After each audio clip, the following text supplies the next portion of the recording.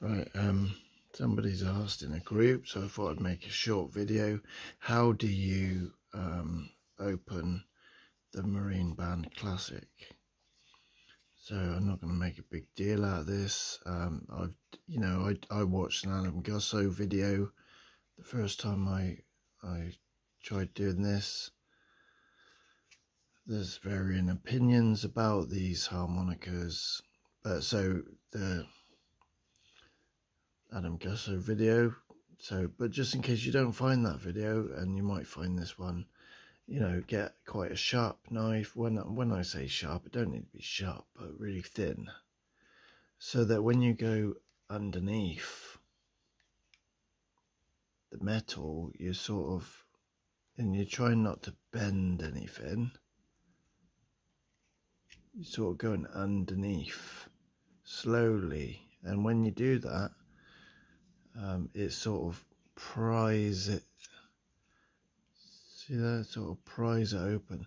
This is why some people would say, the Marine Band Classic is no longer functional, no longer, modern, up to date. There, because then if you didn't know, they got nails here, so you get that out. Right, I ain't even going to do it much further.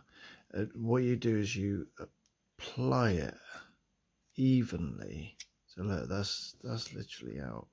But you got to make sure you don't bend the screws, because if you want to put them back, then, right, same when you get to the reed plate.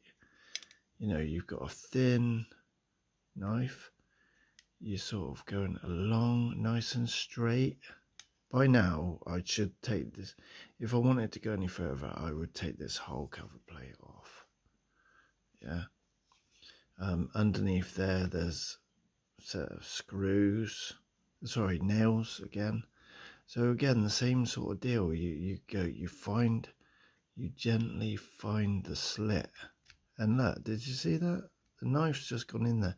But now you be careful that you don't sort of like, because you don't want to bend the reed plate in any way. You want to sort of evenly ply it open. I'm doing this very gently now, just going around there, and what that's doing is creating a gap, an even gap. Can you see? Just there. See that nail there? So I'm finding the first nail.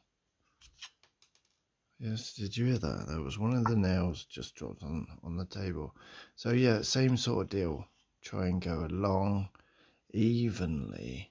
So you just sort of pry in, because you imagine this knife, it's almost like a V shape, isn't it? Even if it's really thin knife, it's still like a V shape. So it just get in there, and then it will open it up for ever so slightly across the whole thing.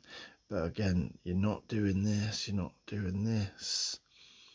You do it across evenly. So I'm going to keep that short.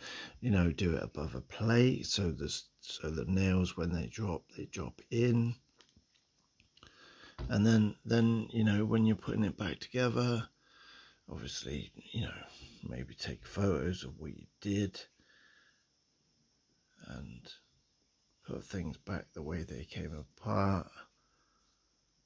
I don't really want to take this apart any further. You can find Adam Gusso video on how to do that if you want to. The key is really, I think, anything to do with harmonica customizing or tweaking, is to watch a number of videos and gain as much sort of knowledge as you can. This is the business of putting it back together. It is literally squeezing it back together. And what I do is, and best practice really, is my teeth. I get my teeth around here like that, and just bite gently on on the nails so that they go back down. You know, I didn't really take it apart anyway. But that's the thing. I personally, you know, if a modern person was asking me about marine bands, I would suggest, you know, save a few more pounds up and get the deluxe, because they come with screws. See the screws? Normal screws, modern day screws. So, you know, these marine band classics, it's almost like this, there's this nostalgia, this sort of like, oh, I like these because a certain person played them. Do you know what I mean? So they have got this like romantic, historical thing that goes with them. But I'd actually be interested to know from someone who uses Hohner all the time, is this deluxe does it lose anything in its, I don't know, like in its ability to create the classic sound?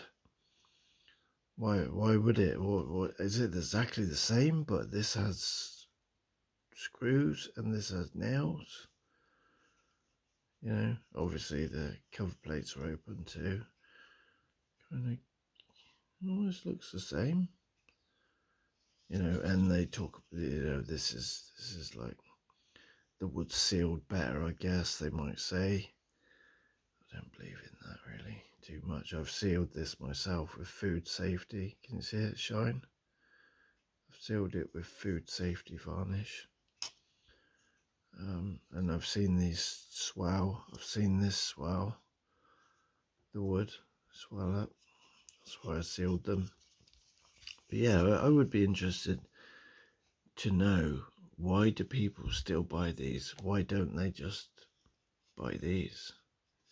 Why don't these things just die and go away? I don't know. Why do people still create the demand for these? What is it about this that this don't have? Interesting question. What is it about this that this doesn't have? I got a friend who's gonna maybe come back at me on this. I'd like to know what he thinks. All right, God bless. Bye.